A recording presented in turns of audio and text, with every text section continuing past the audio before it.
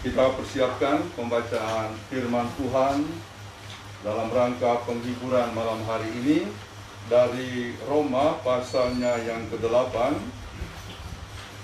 Kita akan baca ayat 9 sampai 11.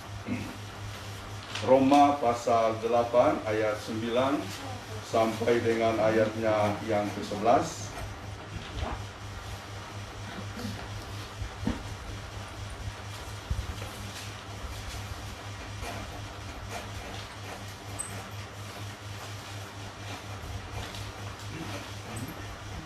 Sebelum kita membaca dan merenungkannya, mari kita tundukkan kepala kita, mohon bimbingan Roh Kudus.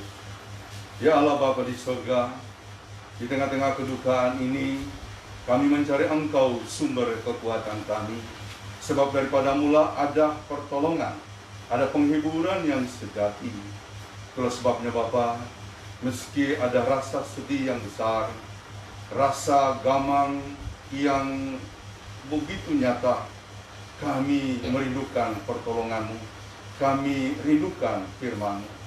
Kuasai hati kami Bapa dan pikiran kami dengan kuat kuasa Roh yang kudus, sehingga oleh hikmat-Nya kami dimampukan untuk melihat makna dan maksud Tuhan melalui pemberitaan firman saat ini.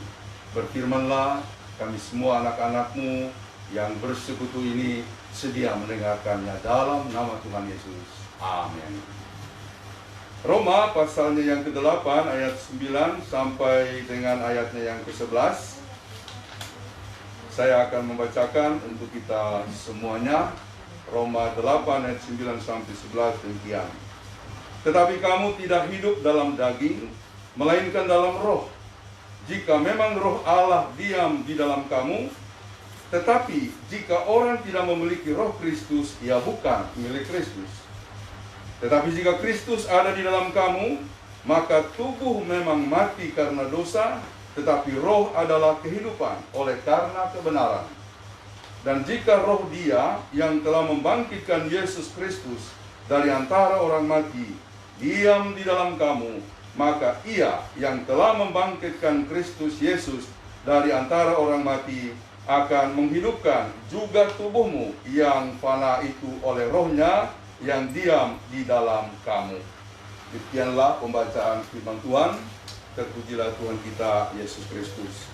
Saudara-saudara, kami secara pribadi, keluarga, maupun juga atas nama majelis dan jemaat GKST Gloria Jakarta, termasuk juga saudara-saudara seluruh warga Poso yang ada di Jakarta ini, yang mengenal baik almarhum, ya, termasuk juga kaum keluarga dari berbagai tempat yang pada malam hari ini juga hadir.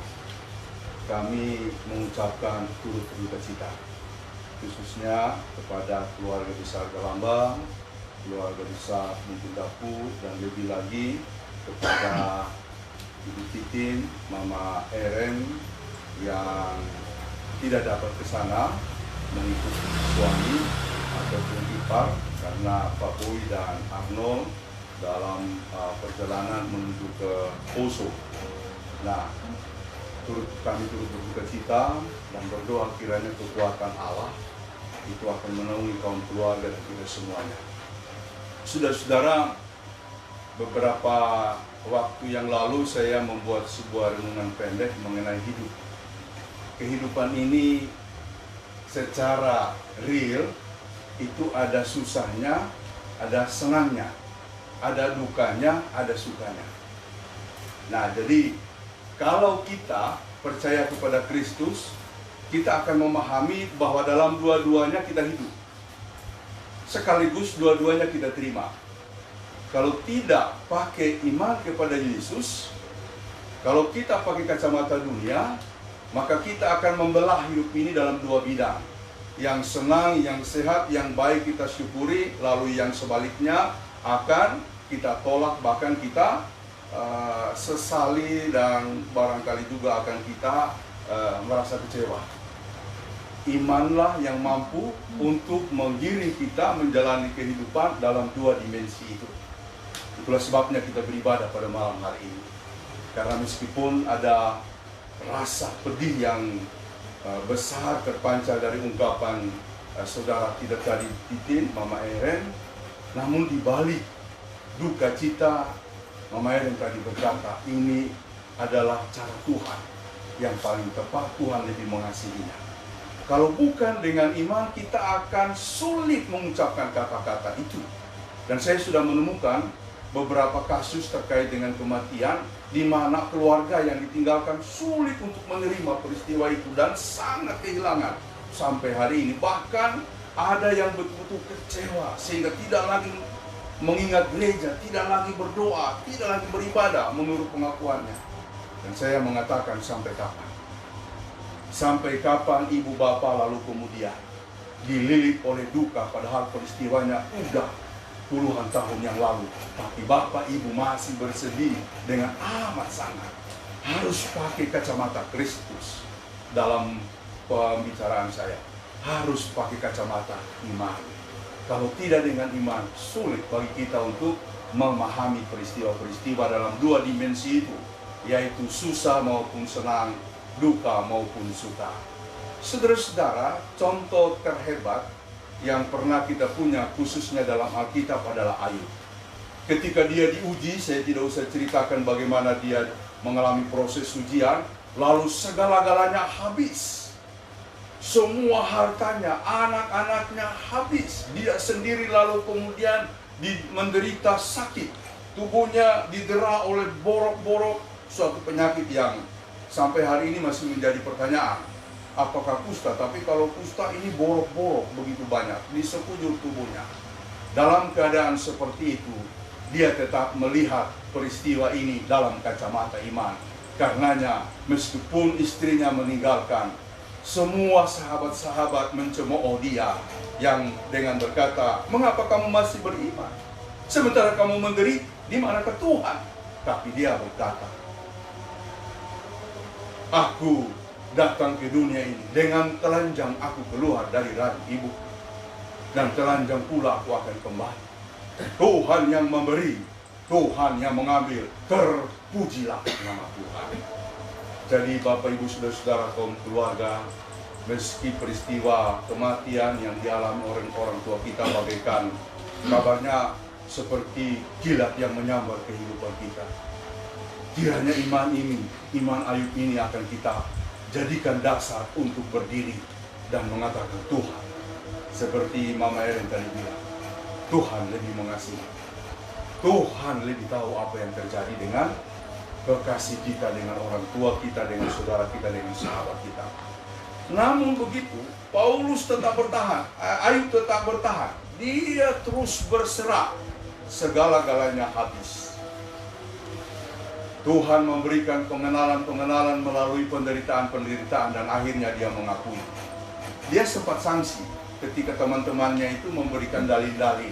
Mengapa engkau masih bertahan sementara engkau sudah menderita? Semuanya engkau punya. Di manakah Allah yang Maha Kuasa itu? Tapi dia terus bertahan. Karena itu di pasal yang terakhir, kalau tadi di pasal yang pertama Ayub 1 ayat 21, maka di pasal yang terakhir Ayub 42 ayat 1 dan 2, maka jawab Ayub kepada Tuhan, aku tahu bahwa engkau sanggup melakukan segala sesuatu dan tidak ada rencanamu yang gagal. Kita hidup, kita kawin, kita menikah, itu rencana Tuhan. Kita lahir, kita hidup, kita lahir, kita menikah, kawin, kita mati, itu rencana Tuhan. Kita tidak bisa intervensi Tuhan dalam hal-hal seperti itu. Makanya kita hanya berserah. Oleh sebab itu, Ayub dalam segala hal yang dialami sampai pada akhirnya, dia tidak mengalah. Dia tetap ada di dalam iman percayanya dan berkata, saya tahu engkau Allah yang punya kesanggupan melakukan segala sesuatu dan tidak ada rencanamu yang gagal. Rencana gagal itu sama dengan rencana yang salah. Tidak ada rencanamu yang salah, tidak ada rencanamu yang tidak tepat, melainkan semuanya ada sebagaimana yang engkau maksudkan. Dan orang tua kita ini ada dalam rencana Tuhan. Hanya prosesnya yang berbeda-beda.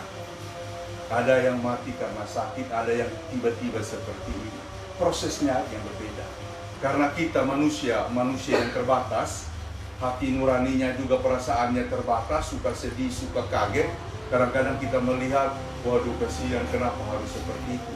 Tidak kasihan, justru dia berbahagia. Kalau misalnya kita lihat orang-orang lain yang sakit, itu sampai bertahun-tahun harus dibopong pergi ke sana ke sini. Mau seperti itu? Mau seperti itu? Tentu kita akan berkata, kalau bisa jangan seperti ani madago punya evance. Ya, bahkan dulu ada yang berkata kepada saya, orang tua, saya kalau matinya kalau bisa jangan menderita, kalau bisa jatuh langsung mati. Saya bilang orang menghindar seperti itu, Bapak minta. Dia bilang daripada saya lalu kemudian tidak bisa jalan, bahkan tidak bisa lagi berdiri dari atas tempat tidur, yang susah keluarga saya. Itu menurut dia. Tapi kan kita bisa atur, ya kan? Mau matinya langsung dadakan, mau matinya melalui proses sakit, itu Tuhan yang berencana, bukan kita yang berencana. Ya, saudara-saudara, tanggal 22 nanti ada seorang oma. Kemarin pihak keluarga minta mau merayakan 100 tahun. Masih sehat, ya, tanggal 22 nanti. Bahkan sebelum tanggal 22, tanggal 11 Februari ada oma juga sehat, 103 tahun. Ya, masih jalan pergi ke toilet. Cuma jalan-jalan pergi. Kemarin bulan lalu dia minta keluarganya, anaknya dan anak mantunya, ayo ke jalan-jalan ke Indramayu. Jalan, ya, ke Indramayu. 103 tahun, 102, sekarang nanti 103 tahun. Dan apa yang dia bilang? Waktu saya coba cari-cari resep Pak umur panjang, apa dia bilang? Pak Pendeta, hidup itu di tangan Tuhan. Nggak ada resepnya. Ya kan? Karena ada orang olahraga, mati juga. Iya toh? Ya kan? Resepnya adalah hidup selalu bersandar pada Tuhan. Karena itu pakai obat yang manjur. Amsal 17 ayat 22. Hati yang gembira adalah obat yang manjur, tapi semangat yang patah mengeringkan tulang. Jadi tidak ada, kata Ayub, tidak ada rencana Tuhan yang gagal atau yang salah. Itu semua tepat sesuai rencananya. Dan peristiwa kemarin, kepergian orang tua kita, tepat sebagai rencana Tuhan. Pegang ini, jangan menyerah. Selanjutnya, percaya kepada Kristus yang sudah menyampaikan firman kepada kita melalui Roma 8 ayat 9 sampai 11. Kita ini hidup oleh Roh, dan jika kita hidup oleh Roh, maka kita akan mengalami karunia keselamatan. Sebab Roh itulah yang kemudian menjadi jaminan kita untuk mengalami apa yang disebut sebuah perjalanan dalam kerangka keselamatan Tuhan. Yang bahaya ini kalau kita jalani perjalanan bukan dalam kerangka keselamatan Tuhan. Barat Bapak Ibu, barat kalau tidak ada kerangka yang disebut kerangka keselamatan. Karena itu pagi-pagi berdoa, malam sebelum tidur berdoa, supaya kalau apapun yang terjadi kita ada dalam kerangka keselamatan Tuhan. Ya, ada hal yang berat, yang namanya susah, tidak ada manusia yang tidak pernah susah, toh?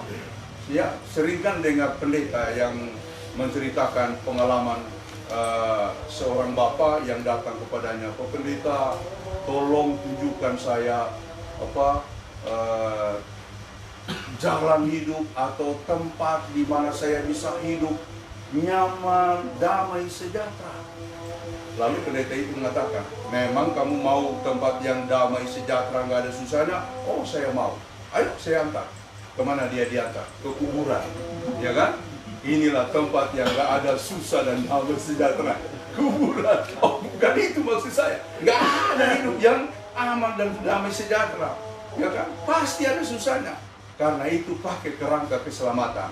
Dan menariknya kita sebagai orang Kristen, kerangka keselamatan kita sudah dipastikan oleh Yesus, digaransi ketika kita dibaptis di sini, diberkati dalam pernikahan, bahkan bergereja, menerima perjamuan kudus. Itu adalah tanda yang penting untuk kita selalu pegang. Kemudian seterusnya tanda itu dijaminkan di dalam Roh Kudus. Jadi Roh Kudus itu adalah penjelmaan kuasa Allah. Kalau Yesus tidak lagi bersama-sama dengan kita, maka Rohnya lah yang menyertai kita. Dan dikatakan pada ayatnya yang terakhir, ayatnya yang ke-11, dan jika roh Dia yang telah membangkitkan Yesus dari antara orang mati diam di dalam kamu, maka Ia yang telah membangkitkan Kristus Yesus dari antara orang mati akan menghidupkan juga tubuhmu yang fana itu oleh rohnya yang diam dalam kamu. Kita memang mati, tapi tubuh kita yang mati itu akan dibangkitkan. Paulus di suatu ayat yang lain mengatakan, ada tubuh jasmania itu yang hancur bersama tanah, yang kemudian kita kuburkan dengan mengatakan, yang berasal daripada debu akan kembali kepada debu. Itu akan hancur dan menjadi tanah. Tapi kata Paulus, jika ada tubuh jasmania, ada tubuh alamiah. Jadi kalau kita nanti mati, kita seperti ini akan dibangkitkan seutuh-utuhnya, bukan cuma roh saja, seutuh-utuhnya. Tapi tubuh kita itu adalah tubuh yang dimuliakan. Makanya kalau di GPIB ada kata-kata yang bagus, kalau orang meninggal telah dimuliakan. Ya, jadi tidak langsung mengatakan turut berduka cita, tapi telah dimuliakan oleh Bapa di sorga, almarhum Bapak atau Ibu atau Saudara. Kami sebeban dalam duka. Itu kata-kata yang sangat menurut saya dalam maknanya, ya. Jadi telah dimuliakan, itulah yang disebutkan oleh Paulus sebagai tubuh rohania. Jadi saudara-saudara, hidup kita punya arah yang jelas, ya.